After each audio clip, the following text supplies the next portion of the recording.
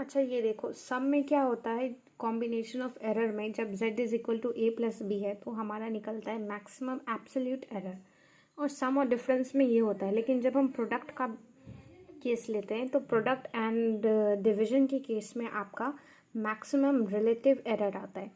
अब एक चीज़ ध्यान देना, यहाँ पे भी आपका मैक्सिमम रिलेटिव एरर आया है, और यहाँ पे सम और डिफरेंस में देखो तो आपका मैक्सिमम एब्सोल्यूट एरर आया है।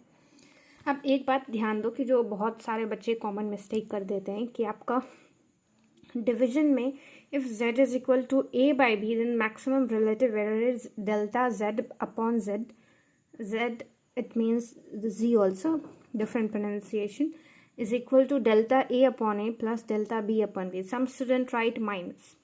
See यहाँ पे अब माइनस आपका नहीं होगा, आप सोचते हैं रिमाइंडर में है तो माइनस हो जाएगा, that is not the correct way. So यहाँ पे एक और जनरलाइज्ड फॉर्म आपको मिलता है जहाँ पे a to the power p, b to the power q, c to the power r and d to the power s। आप सोचते हैं कि यहाँ मैं अगर पावर को ऊपर ले जाऊँगा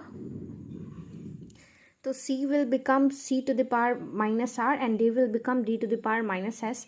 Hence, I will get the maximum relative error as PAA. For A and B it will remain same, but in C and D it will be negative.